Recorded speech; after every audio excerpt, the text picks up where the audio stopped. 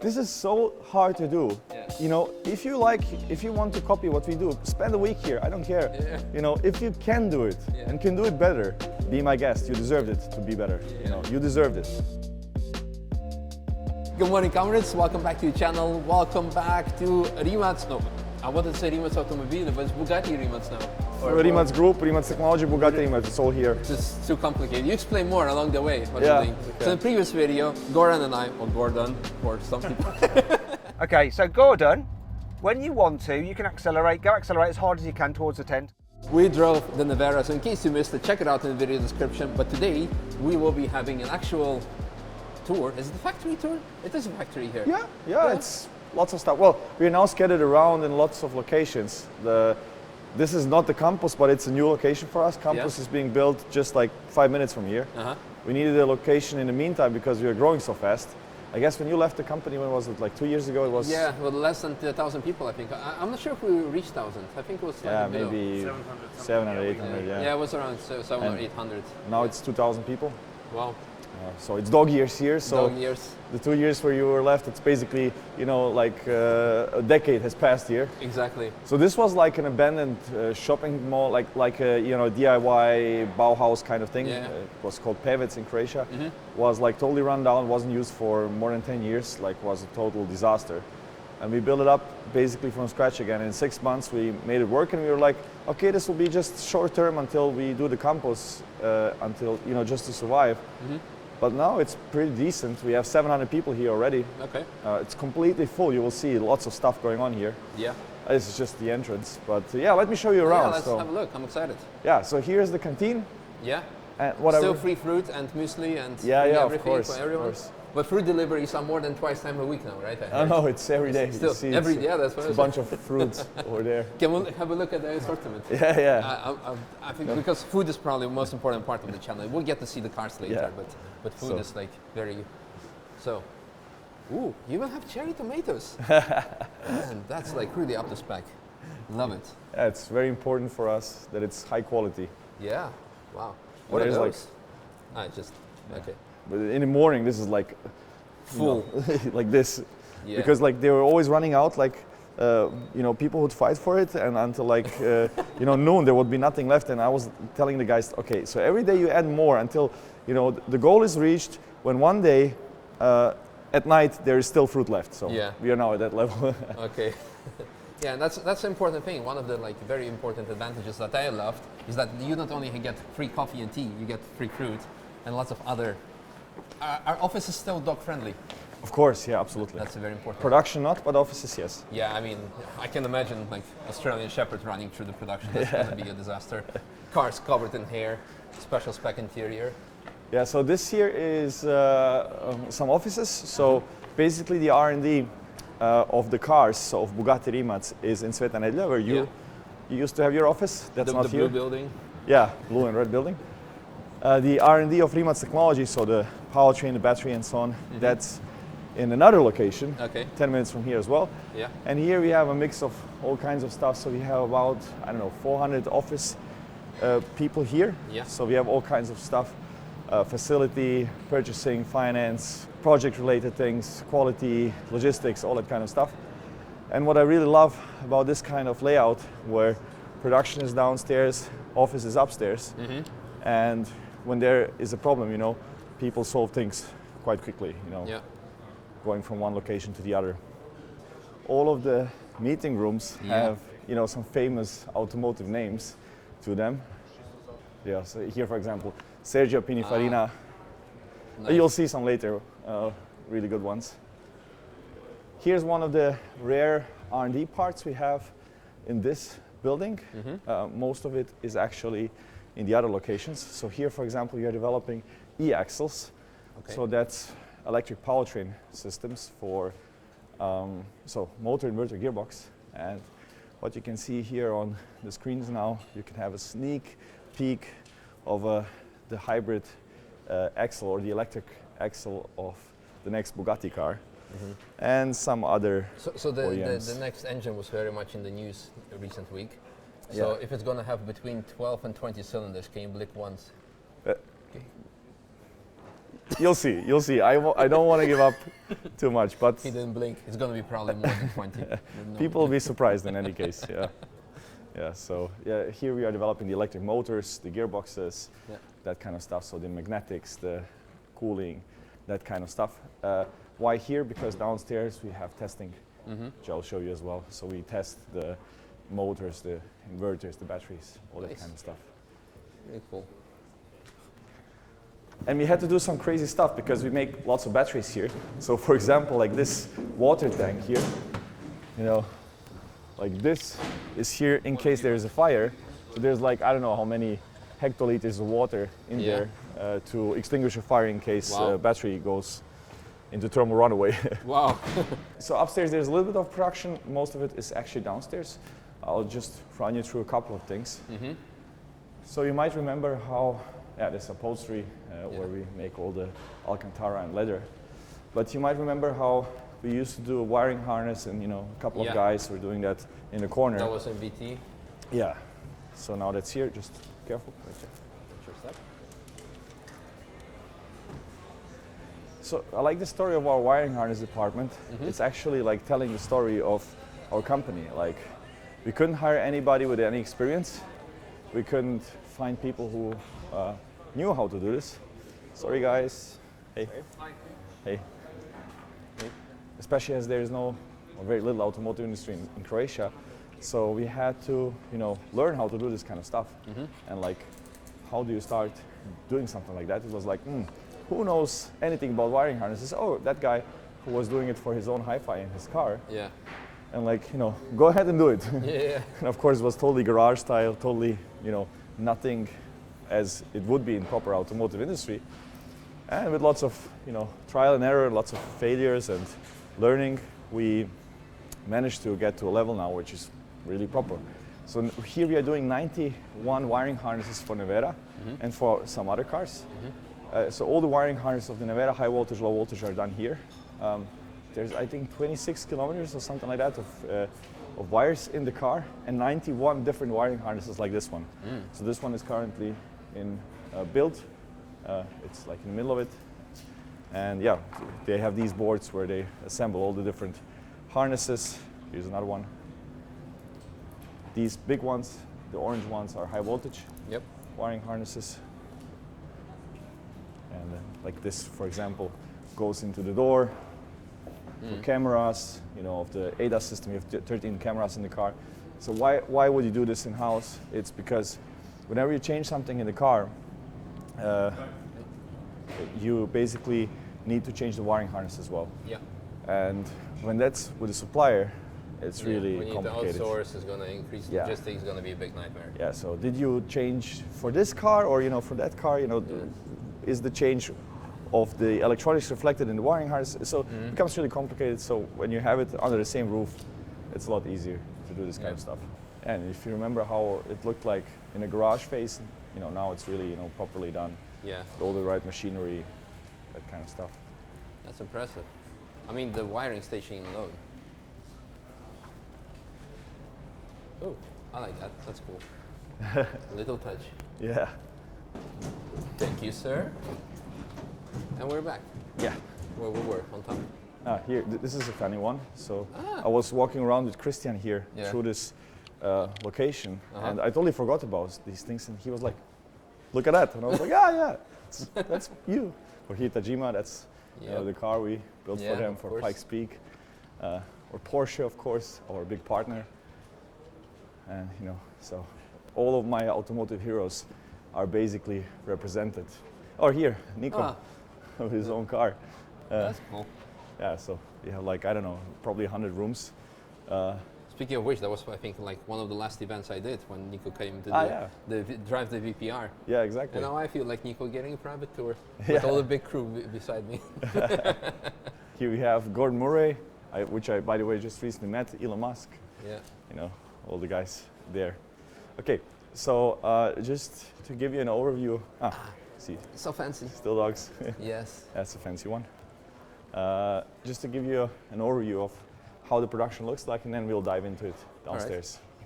Right. Oh, this is an important one, Richard Hammond. What kind of picture is in that office? Yeah, let's see. I don't know. Well, the car was still in the piece. Oh, yeah. Woo! Yeah, this looks really nice. Wow. Holy cannoli. Oh, holy chivapi. Yeah. You know, when you think about it, I was always looking up to other car companies, how they assemble the cars, all the little details, which tools they use, how they put their parts on the shelves and that kind of stuff, the jigs, those kind of things. And Nevera, this is the third place where it's built. So first it was built in Sveta Nedelja headquarters, then we moved to Veliko Trgovište, now here, and then it will be moved to Campus. So the same car will be produced in 4 different locations, which is insane. And every time it made a huge leap when we moved. And this one, you know, when we built it and we merged with Bugatti, the Bugatti guys came here and they were like, wow, like this is a lot better than the atelier in Molsheim in terms of space, and it's newer and all of that stuff. So this is actually, I think, the biggest hypercar production there is at the moment. Like the atelier in Bugatti chunks out amazing cars, beautiful cars, and quite a high number of it, 80 cars per year, but it's even a lot smaller than what we have here. And this is just a part of it. So what we see here is a sub-assembly of the car and the final assembly of the car, but there we have the powertrain production, inverter production, charger, infotainment, interior, BFI, battery production over there. So we'll go through that. But here's a nice overview, and sometimes, you know, when I have calls where I don't have to watch the screen, I just, you know, put my AirPods in and be here. Walk around Vibes. here. Yeah, exactly. It's warm in here. Yeah, I mean, I compare it to VT where it was like always kind of cold. Moving up. So this is basically Rimac technology, where we develop and make batteries and powertrains.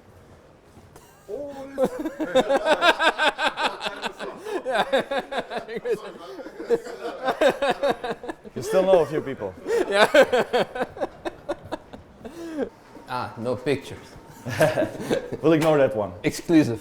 And no dogs, oh no. Okay, Misha, here we have something specifically for you. For the gloves, for anti-statics. No, but... For the fingers? No, it's not for your finger. Marta told me, you and Goran, no sexist jokes. It was not Goran and I, it was Mate, so... I didn't say anything. I didn't. We'll get here later. This is the assembly line, but we'll start from the beginning of the process. Okay. Nice. So this is what we call bonding in pre-assembly and alignment. So basically the monocoques come in here, and we put all of these attachment points to them. So basically the monocoque before this station doesn't have the attachment points other than those that are drilled into the monocoque. So you have an aluminum insert here, for example, for the suspension points. So the let's say big stuff that you mount to a car, like the suspension, like this is for the damper, this is for the suspension arms, then you have for the powertrain and stuff like that. But you have hundreds of other mounting points that are not drilled onto the monocoque, but need to be bonded. And therefore you have these like tools or jigs to fix them on the right position. So you have 222 aluminum inserts, so aluminum parts that are already in the monocoque, and then you have hundreds of, I think it's like 300 different attachment points that come on top of it for cables and smaller pieces. So the Nevera monocoque is quite special for several reasons. First of all, it's the biggest carbon fiber piece in the industry, all the way from the front crest structure. So here what's missing now is the aluminum crest structure, all the way until the rear crest structure. It's one big piece, and the front suspension, rear suspension are all mounted on the same piece. It's not a subframe. And then, you know, the front powertrain is in here, so inside the monocoque. The rear powertrain is inside the monocoque, and the battery pack is one big piece that comes from underneath that also gives torsional rigidity. So this is the stiffest structure of any car ever made, with 70,000 Newton meters per degree. And you see that the roof is the only part that's like bonded on, but other than that, it's one big piece. And also the roof has a big cutout, so it's easier to get in and out. And so the roof comes separately? Yeah, well, the idea is that you can easily make a roadster. That was my suggestion. Yeah. or no roof. Yes. And so one thing is the roof cutout to get easy in and out, and the other one is the sill, which is very slim for such a big and heavy car, and it goes very much inwards. Now if you had the front wheel here, you would see that the front wheel would be, here basically. So you have lots of inward geometry of the monocoque, so that you can get your foot down onto the ground without putting your bum on the sill. So the door is very big, and the door is a big structure as well for the side impact. So here, after you put all the attachment points on, we do the alignment. So all the carbon fiber parts come to the car, and this white powder you see here is for 3D scanning. So each car gets scanned, and we make sure that the alignment here is correct, because this door and this bonnet will come to this specific monocoque at the end of the production. So here they meet, they get aligned, then it goes to the paint shop, which is also here, and then it comes back together at the end of the production. But exactly that door to exactly that monocoque. Yeah, wow. To have the best fitment. And then we have all of these chambers around here, and they are here to do like bonding, so that it doesn't smell to the people working here. Yeah. Because you have like lots of carbon fiber pieces, like the door who has an outer shell and inner shell, and or the spoiler, or lots of other parts that need to get bonded. So we have lots of these jigs and tools, fixtures, to bond them together in these chambers, so that the smell and sometimes when they have to grind carbon fiber, that's not getting out of the chamber to where people work. So this is what we call station 0. After station 0, it goes to the paint shop, and from paint shop then to the assembly line. We'll go to the assembly line first of all. Just here on the way we have the test facility. So this is a small testing facility that we are using here temporary until we build a big one next to the campus. That will be one of the biggest battery and powertrain testing facilities in Europe. But here it's enough for what we need at the moment. Just watch out. So this is still a little bit in construction. What's the smell? Construction work. Ah. All the horsepower. Okay. Yeah. Hey. So here, for example, we test battery modules. So you have a bunch of these temperature chambers where you have battery modules being cycled both in temperature, so heated up, cooled down, in humidity as well, but also very important power cycles. So charge, discharge, and there you are testing the performance, but also the lifetime or fatigue or those kind of things. In addition to this, you would have vibration chambers, then like fire tests, nail penetration tests, lots of stuff that you need to test to ensure performance, lifetime, but also safety of battery packs. So this is just part of it. We have more testing in our other locations, Svetaneda, but also the big testing facility being built. So the guys have put now here some, stuff that you don't see what's going on inside. Because we are doing a lot of batteries for other car companies that we cannot share at the moment. That's impressive. It's quite a big step up from 2 years ago. Things are changing here. Quite fast. Yeah. As you would have a dyno for a car, so you also have dyno for an engine, let's say a combustion engine, and in this case a dyno for electric powertrain. So let me see, I think we can get in. So this is actually a really cool dyno. It's over 1 megawatt of power for an axle, and we needed to have a special one for the Nevera axle. So this is the Nevera axle, which is being tested here. So this is an inverter, 2 motors, gearboxes, and basically what you are testing is the torque and the speed on the wheels. And that's a lot, because here basically you have 2 times 900 Newton meters for each motor, and then times 5.3, which is the transmission ratio of the reduction gearboxes, and then going into the wheel. So basically you have here 10,000 Newton meters on the axle, so 5,000 Newton meters on each side, and I think we can even go up to like 6,000 or 7,000 per side, which is really massive. So that's a huge power, and that's basically the most powerful electric powertrain. So 1 megawatt of power just for the rear axle. So we need also very specific test equipment to be able to do that. Yeah. But And you most need- of the time people end up spinning the wheels on purpose, of course. So Yeah. Well, you always have to have actually more torque on the axle than the tires can take so that you can drift. That's always my requirement. yeah, So usually people will try to develop the powertrain to meet the, if this is the torque limit or the grip limit of the tire, you would try to get right there, but we always try to get above. yeah, So if you are below, you could provoke always a power slide or a drift with, provoking the car. But in my view, a Rimac always has to be able to spin the tires even on a straight line in perfect grip. So Yep. it has to be above the best tire that you can get for the car. And the cool thing with testing an electric powertrain is you are actually not burning energy. You are covering the losses of the whole system, but basically you take, let's say 1 megawatt in here, and you lose some energy in the inverter, you lose some energy in the motors, you lose a little bit in the gearboxes, a little bit in the drive shafts, and then here in the generators, you generate that electricity back, and of course there's some losses there as well. So let's say in the end you get maybe, I don't know, 800 kilowatts out, but you only cover the 200 kilowatts you lost in the whole chain. yeah, You don't have to burn all of that off, while an engine dyno you would have basically a hydraulic brake that just dissipates the energy. So that also helps with the electricity bill. And That's also, nice. at the same time, if you have batteries being tested over there, Yeah. being discharged, so let's say you have a Nevera battery there being discharged with full power at 1.4 megawatts, you could actually power this at the same time with because it's all the same energy grid. Big brain move, I like.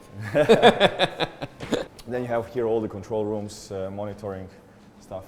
And it's good to have Alfa Romeo fans as reliability testers. Oh yeah, for sure. Yeah, they have some experience with that. You gotta watch out making alpha jokes because alpha fans in the comments are gonna burn you down. I tried it once. It's I not think gonna go. the Alfa Romeo 8C is probably the best sounding car, maybe after Carrera GT. Okay, so now we enter the production of Nevera. Uh-huh. So let's have a look here. So here basically we have some various sub-assemblies, like the dashboard being assembled here. So the carbon fiber piece comes in here, then you have all the insulation materials, the wiring harnesses, the infotainment comes in here, or here for example the central console with infotainment, with the buttons, all that stuff gets assembled here with the electronics underneath it. Here the steering wheel with the, so all the electronics in the steering wheel are our own. We do all the hardware and software of that, of all the buttons. We machine that from solid blocks of aluminum. You won't see one button in the Nevera that's from another car, or any part that's from another car. Or here, for example, the mirror. So I like the mirror because it's like carbon fiber pieces, machined aluminum, then comes like a 3D printed part, other carbon fiber pieces. So it's like a mix of all of these materials, that we make here. Or like this is part of a central console as well, machined aluminum part.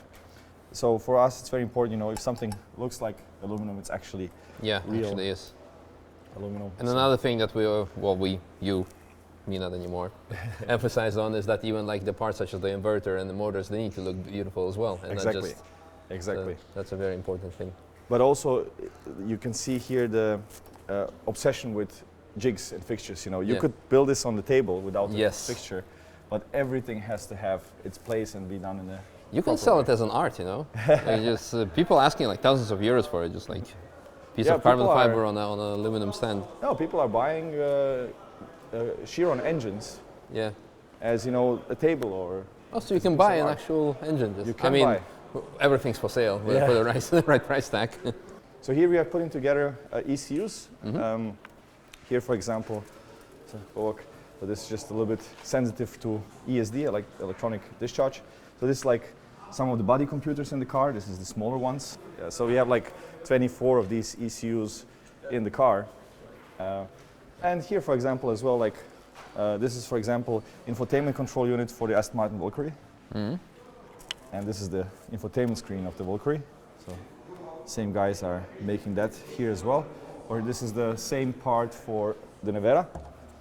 It has more functionality. This is like for 3 screens, that one is for 1 screen. Or this is the Pininfarina Battista, so PF0. So it's like at the same place, the guys are doing the, Nevera, S-Mark Valkyrie, Battista, you know, it all And some happens. others, yeah. Yeah. That's But nice. here, like, this is one of the bigger ones.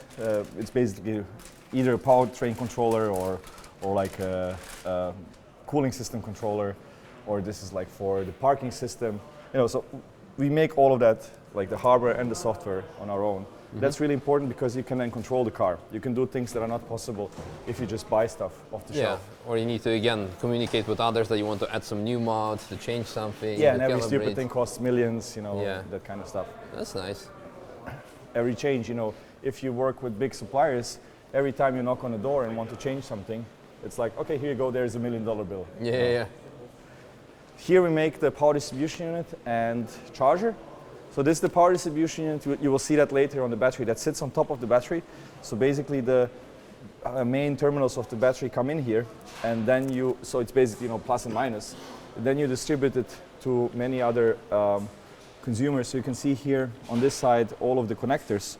So you have a connector for the rear left inverter, rear right inverter, for the fast charging, for the onboard charger, for air conditioning. You know, all high voltage systems are connected to this, and this is basically distributing it.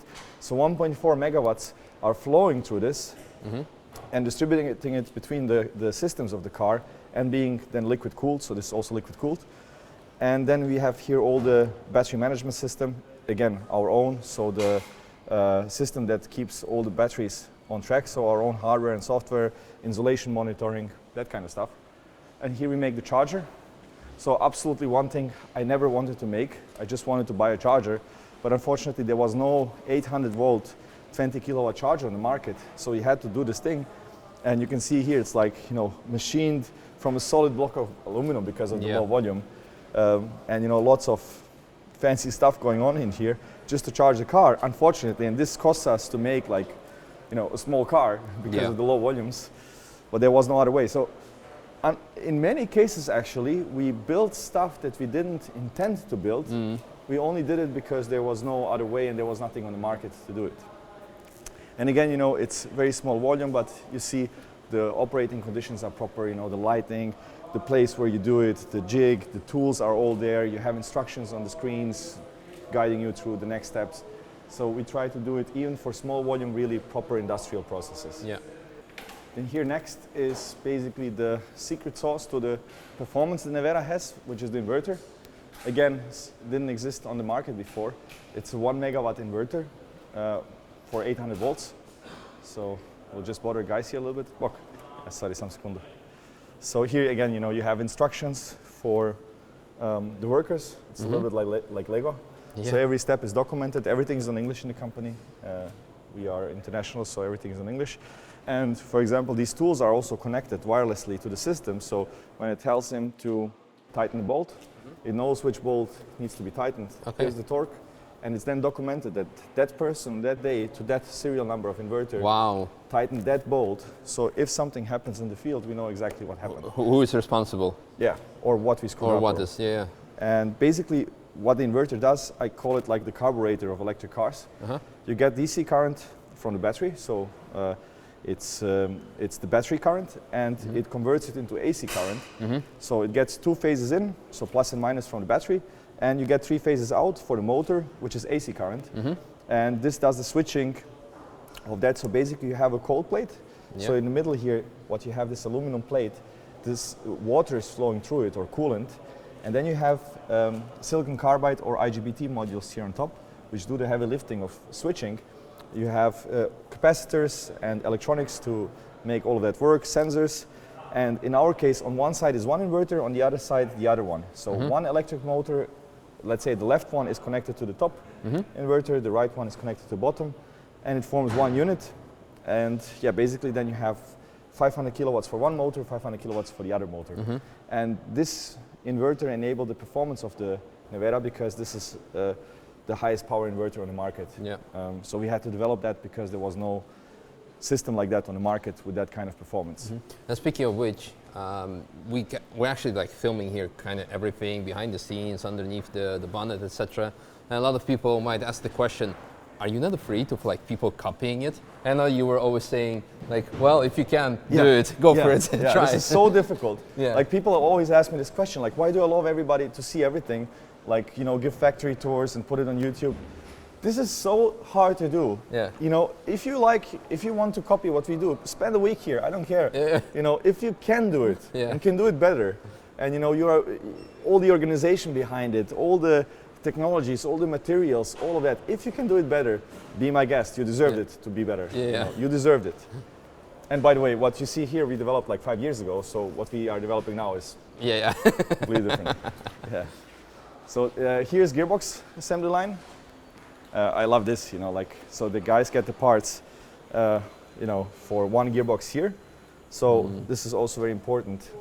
It's called Kanban, it's like a Japanese term, where you basically get the kit and you see, you know, the guys who in the warehouse put the parts in, they see like if they put all the parts in here, and the guys here in the assembly line see if they missed to install a part in the car, or in the gearbox in this case.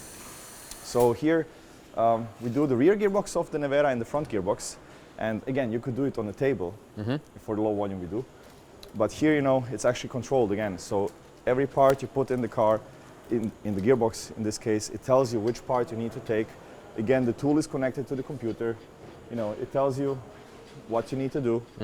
And you have a proper process here.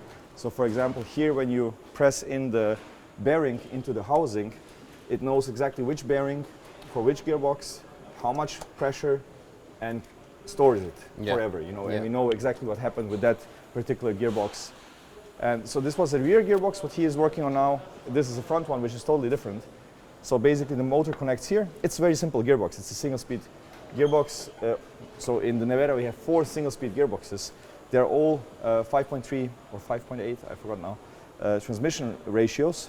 So one turn of the wheel is 5.3 turns of the motor, because the motor turns 17.8 thousand RPM maximum. That's at maximum speed of 412 kilometers per hour.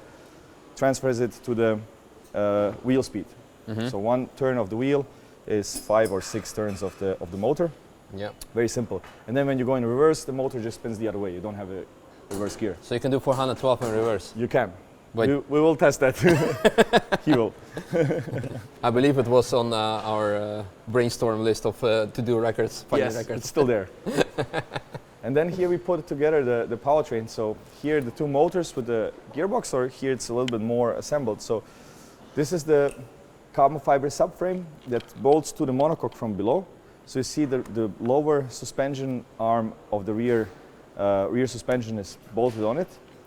And here you have the 2 motors, the motor mounts, the gearbox in the middle. So in the rear you have 2 gearboxes in the same housing. So these are 2 completely separate gearboxes in the same housing, and the inverter on top that we saw in the production before. And you know, when people ask me, how long does it take you to produce a car? You know, what happens in the assembly line, that's what people think. That's it. Yeah, well, you know, like, you have to make this carbon part, you have to make this, you know, aluminum holder on our CNC machine. Yeah. Assemble the inverter, but before you assemble the inverter, you have to machine this cooling plate. You have to make the wiring harness that's inside the inverter. You have to make the PCB, the electronics. You know, it's a long, long process for us. Because so how many man hours is behind every car? I have no idea, man. Yeah. It's gigantic. I don't want to know, I think.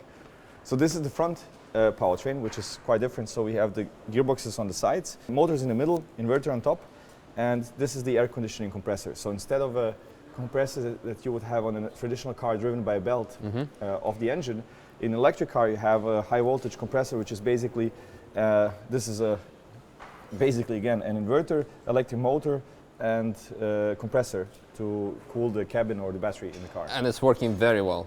Because today with -1, it was very hot and very quick, like from a standstill car. So very good job. Yeah, but it's actually, you can use the compressor to cool the car, but also use it as so you have a heater that's converting the battery energy into heat 1-to-1, which is something you don't want to do.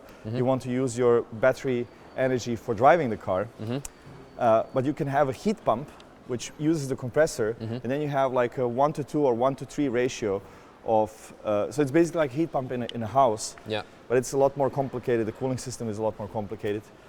So that's what you would prefer to use, but you cannot use it in all conditions when the outside temperature is too low and so on. So here we have the sub-assembly area of the car.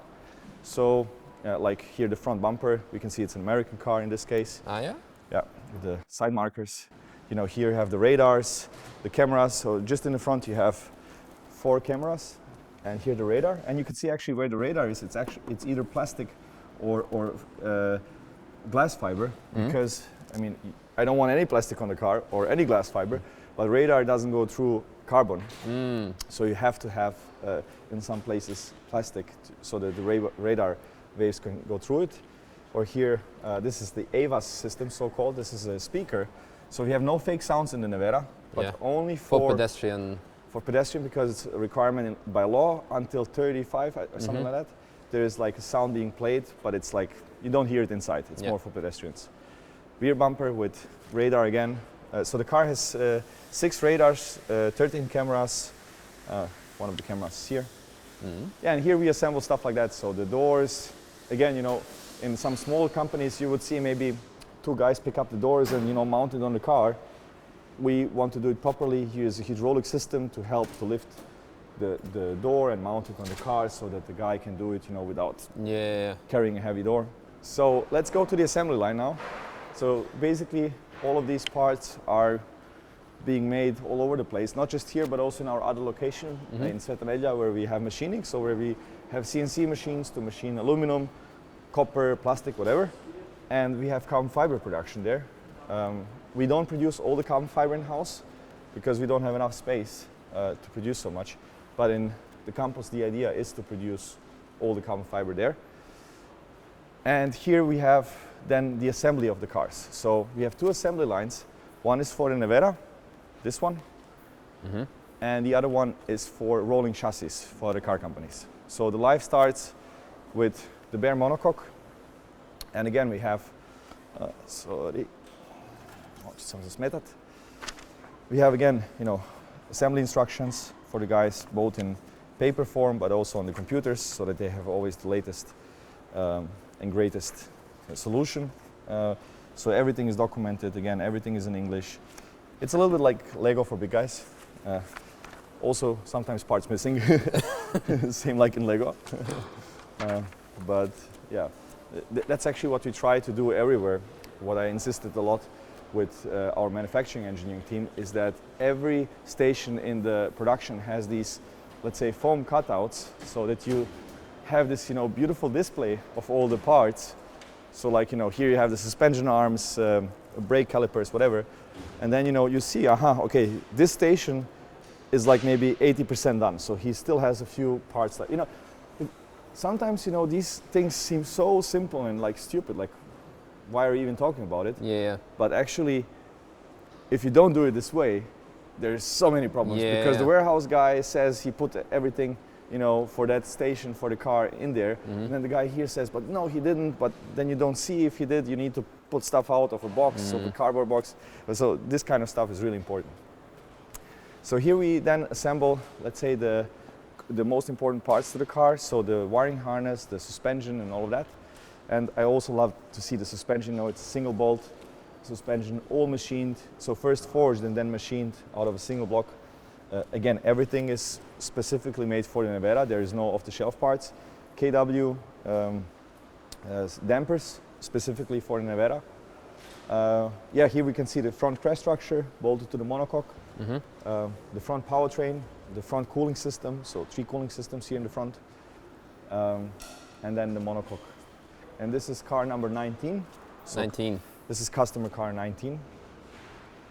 And here we can see other stuff that we saw before, like one of the ECUs, hydraulic active aerodynamic system, the charger, the one that we saw being built there, the inverter.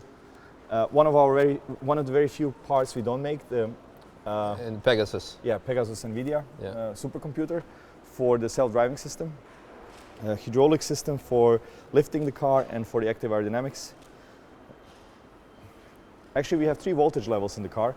So Here we can see the battery inside. That's 700 volts, or depending on the state of charge, can be higher or lower.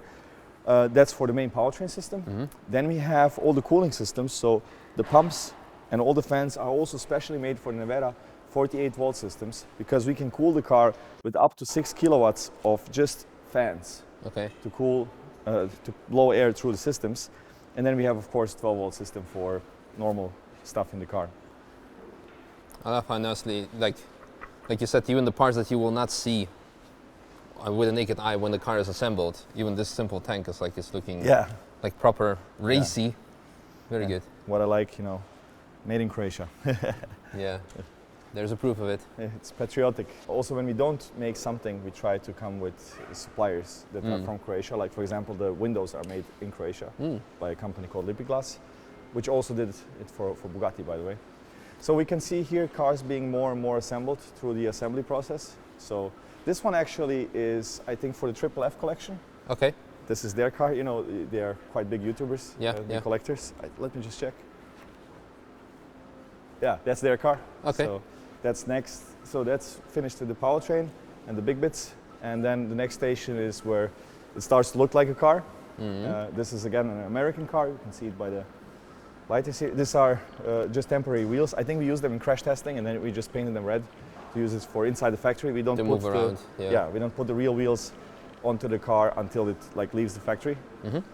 So this is another American car. Actually, quite a famous owner, but we shouldn't reveal the owners' names here. Unless they revealed it themselves already. Yeah, exactly. Here's another American one, I think. Yeah. Also ready for delivery. That's surprisingly how many like US cars are being. Oh yeah, US is by far. US is, I think, the first market, and then the second market is Japan. Really? Yeah. Wow. And then Europe scattered around. You know, you have a few in the UK, a few in Germany, Monaco. You know, all these places. But like single big market is the US. Yeah. This is the car you were driving before. It's now being charged. This one we cannot film. Nope. This is from another manufacturer. Ah, yeah, I see. Brother from another mother. Yeah. And you see here a bunch of cars. So you have like, I don't know, 1, 2, 3, 4, 5, 6, 7, 8, 9, 10, 11, 12, 13 cars being in assembly right now. So here we have 2 cars almost ready for delivery, and these 2 cars are ready for delivery. So this one is leaving for the US as well soon. And this is a buggy. This is rolling chassis, basically the full running car. That's amazing. Without the body panels on. You can actually drive this. So this is going into a dyno. So this is a 3,000 horsepower dyno right there. Okay. Where we test the car in this state. So it has everything needed to drive. And here, this is cool, like because the car is going to the US, it already has the American sticker. Ah, yeah. Annual fuel cost, 1,200. And where is the MSRP, like dealer markup? Where's the dealer markup? I don't know. Save $250, buy a €2 million car. Yeah. And this is cool, like 3,000 horsepower dyno, so that every car gets fully tested here. So every car goes on a sort of rollout, but then on a dyno to make sure that everything is working. But I then really also need to it take goes, a picture of that. This is amazing. Yeah. But then it goes, it gets super well protected. We don't have a car with that here, unfortunately, now. And then it goes out to testing. So we take some test wheels. Everything gets, completely covered in foil, like double protection. And then we go out for testing. Still in winter we have to do it. The car needs to go out. And then it gets tested for 100 or 200 kilometers. Okay. Gets back here with a list of issues. Okay. Always there is a list of issues. Then these issues are worked out. Then test again. So when the car leaves this last station of production, it can stay here. This is the quality area. It can stay in the quality area for several weeks until all of those things are ironed out, and then it goes to the customer. All right, nice. Yeah. So here are more monocoques waiting for assembly. I remember back in 2020, begin or something, it was like, yes, we got our first monocoque that we can work with. And now they're just like, here's one, here's one, here's one. It's pretty crazy now to walk around here, I must say, even for me, it's like pinch you. Yeah, this is the paint shop. Yeah, so all the cars, everything is painted here. Yeah, so here we have the preparation of the parts and then the paint booths in the end. So also the monocoque gets painted here. Either people want to have it in matte or in a glossy color. And then spraying is over there. So here we do the mixing of the colors ourselves. So we have the, yeah, this is always messy. I like that. Yeah, That's there's impressive. some pretty wild combinations coming up. I must say I'm a little bit disappointed that some of our or many cars are very conservative. Yeah. Black, gray, I understand. Or black and this and that. But there are some pretty wild ones as well. Yeah? I just saw the spec of Andrew Tate. Yeah? That's a wild one. Yeah? Yeah. Good. Are there going to be any like naked carbon ones? Oh yeah, mine is naked carbon. Yeah? Yes. Can you do a colored naked carbon? Yes, we can, yeah. Yeah. we do. From here, I take you to my little treasure chest. Here we have some of the crashed Neveras and some of my private cars. This is now a broken monocoque, but it was, it was a full car. Then you crash, you crash it at low speed. You lose the front of the car. You repair it, like the aluminum part. The monocoque doesn't get damaged. You increase speed again. You replace the front, and again until the front monocoque breaks. Then you use it for side impact, then for rear impact, or here in this case also for roof crash. And we crashed, I think, 9 complete cars in 50 crash tests. So we used the cars over and over again. And yeah, these were like, so experimental prototypes, validation prototypes, pre-series cars. 5 cars survived. So we still have 5 prototypes that are running today that we use for different things. And yeah, these are like leftovers. I don't know what to do with them, to be honest. I can have one. We'll probably give it, like we gave one to the university. We'll probably do something like that. You can put it in the Nürburgring Museum. I can get you Museums, a spot. universities, Yeah. exactly. We should do something like that. Okay, so what's up with the F80? That's his car. Ah, okay. Yeah. But basically, I'm a huge car guy, Yeah. and I have a long list of cars that I would like to have. And I didn't have any collection until recently. Like I sold like a small piece of the company last year. Yeah. And I started to buy some cars, of course, what else? So this is the cars I bought. So actually I love this one. So this was the birthday present of my wife. This is a little baby Bugatti. My wife's name is Katarina, so Kate. And the cool thing about it is it's actually painted on with the brush, Oh, like really? they used to do with these old Wow. cars. It's actually aluminum, it's not carbon. You can have it in aluminum or carbon, and the aluminum one is more expensive because you I need They- to really they wow. make it by hand. It's actually really cool. It goes like 100 kilometers per hour. Beautiful color. Is it a candy red type of thing? Yeah, and then 812, I actually love this car. It's a really good GT, like naturally aspirated V12, amazing sound. Probably the best sounding car after the Carrera GT and maybe the Alpha 8C. Is that Kate's car? Yeah, this is also Kate's car. Actually pretty cool. This was the first car I bought. This again, Goran's car, this is not mine, Ah, okay. V10. And yeah, I love the E46 M3 engine. Yes. I know this car. Yeah, this was my dream since it- ever. He visited me together with Goran when it was on the way to Yeah. crash it to you. I So- saw it before you did. Yes. I always wanted to have an M3 E30. Yeah. And finally, when did you buy it? Last year? Last year. Last Yeah. year, yeah. SLR. I knew it would drive like crap, Yes. and it does. Brakes like crap. Yeah, but The gearbox. Yeah. but look at this, I know, and the noises, Yeah. the But supercharger. it's so one. cool. And the reason I really bought it, I still remember that picture. I had a picture on my wall when I was a kid of that car in the Carrera GT. So now I bought the Carrera GT and this one. So I'm super happy about that. SF90, we bought it more like as a benchmark car. To be honest, I like the 812 a lot more than the SF90. It's cool. It's very fast on the track and so on, but for the road. And of course, Chiron. Oh, I never saw that it was actually carbon fiber. Yeah, That's carbon. funny. All the pictures, it looks like it's just like blue. No, it's Blue, carbon that and one. with the Croatian flag here, and also on the rear spoiler on the other side, it's a Croatian and French flag. Okay. to show like the partnership between the two countries, Wow. between Croatia and France, Molsheim and Zagreb. That's or very something like nice. that. And what's missing here is the Carrera GT. It was in service and cleaning. CSL is coming, and my Nevera, and that's it then. That's it? Yeah, well, the list about is like, very long, but what I'm, about like an I'm running out of money, man. What about an F40 or something? F50 I prefer, definitely. Well, I want to have all the cars that have our technology, so Valkyrie is definitely on the list, Pininfarina Battista, Regera. lots of other cars that are coming that you'll see from other car companies. And a long list, you know, I mean, one day Galving, you know, like Singer Porsches, I don't know, an 8 Series BMW, you know, the old one. The 850 CSI, or, you know, like E32 M5. Yeah. Those kind of cars, you know. We have a long list. Yeah. We have a long list. And we are not helping it, making it short. E32 is a 7 Series, no?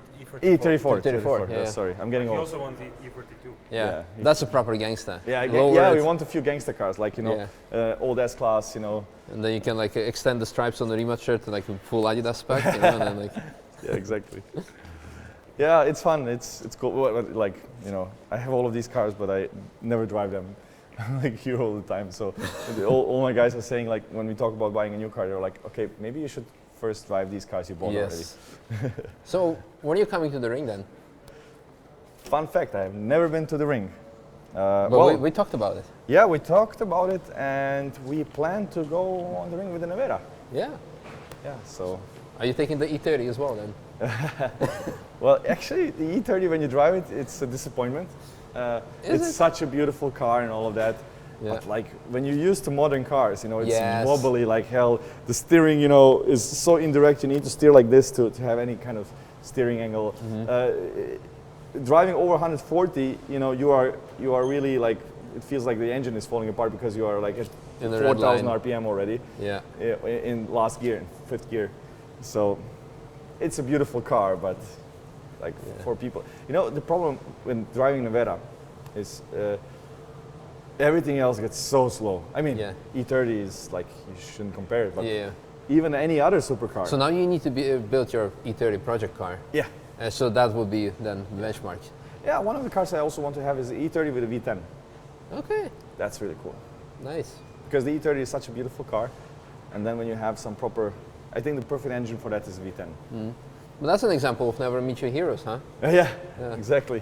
It's like, I know a test driver and a race car driver of a very famous team manufacturer brand. Yeah. And as a thank you for his services, he got to drive his dream car, which is like a GT1 kind of spec car. Okay. And they invited him to the racetrack and said, here's a surprise for you, here's a car, you can go for it. He did 1.5 lap, he came back and he said, guys, what have you done? Like, what do you mean? Like, you destroyed my childhood. Oh, Jesus. Like, I don't want to drive this, I'm completely ruined. I hate it, because now, with 20 years later, with all the stuff you have now, it's no, it's horrible. Yeah, but you gotta love them for what they are, like an SLR. Of course. You know, it doesn't drive great, but it's beautiful, it's a piece of art, and like, that's what you have it for. Here we need to be careful what we are filming. Okay. This is an area where we make batteries for many car companies. Yeah. We are now in the transition already for the past few years, going from low volume production like S1 Valkyrie and that kind of stuff, to really high volume production. So this is a big production line for 50,000 batteries per year. Yeah. For a big European car company, let's say it like that. Yeah. For a very exciting car, I would say. So we can film here maybe a little bit just to show you how that looks like, where you don't see the actual product in the end. So here, for example, you can see the battery cells and some robots that are sorting the cells to like sort out the good ones from the bad ones and assemble, like you're basically matching cells, like the cells with the right internal resistance with each other, so that you are achieving the performance you need. This is the starting point, and then there is a long automated production line, which in the end chunks out like hundreds of battery packs per day. And this is the kind of stuff where Rimac is now transitioning to, so Rimac technology. Especially in the campus, we have huge production lines built up for other OEMs. For other car companies. Yeah. So basically what we say is we are trying to help car companies to go electric and hybrid by making cars that are exciting. making exciting electric and hybrid cars. Yeah. Ooh. Some disco happening. Oh, look at him dancing. Yeah, That's it's actually amazing. cool to see this robot dance. So basically what happens here is all the cells go through testing. So here now he took a new batch of cells, then the cells get tested, and the robot then sorts out the bad cells or the better performing cells from the worst performing cells and matches them to the right level and removes the bad ones. So that's the kind of stuff we do here. And then basically here we are building now some projects that are known. So for example, I can show you here the Aston Martin Valkyrie production line for the battery. But that's very low volume. That's like Yeah, old kind of stuff. 150 cars. Yeah, plus the roadsters that are coming. So super high performance. So this is basically a Formula 1 engine. Formula 1 battery. Really like the performance. I mean, the Valkyrie is crazy. I love that car. This is how we deliver it to Aston Martin. I also like, that it's like a nice box. It's more like, an Apple product than you would expect an industrial product to be. So we are building this battery here in a fairly manual way, but then right next to it you have high volume production. The high volume with lots of robots. Yeah, lots of robots in here. That's another funny thing, like with the flashbacks, like in 2020, when we're making like internal videos to present to investors and stuff, it was like, include that one robot that we have, that one robot. And now you have probably hundreds or so. Yeah, it's laser welding cells, robots everywhere around. This is, for example, Nevera battery modules. So we have 24 different battery modules. And some are like this, some are smaller. And out of that we make the battery pack. So the modules are being built over there, welded. Secret stuff. With lasers. Also dangerous stuff. You shouldn't walk everywhere.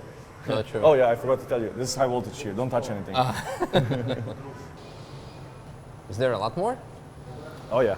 Really? But we'll not go everywhere because. No, because we're gonna like run out of batteries and stuff. Yeah. No, we are almost done. Just one more okay, thing cool. and we're done. So here, maybe I show you the final assembly of the Nevera battery pack. So this is like a separate bunker, we call it. So it has like separate ventilation and high pressure nozzles in case there is a fire, and it's fire protected from the rest of the building in case something happens.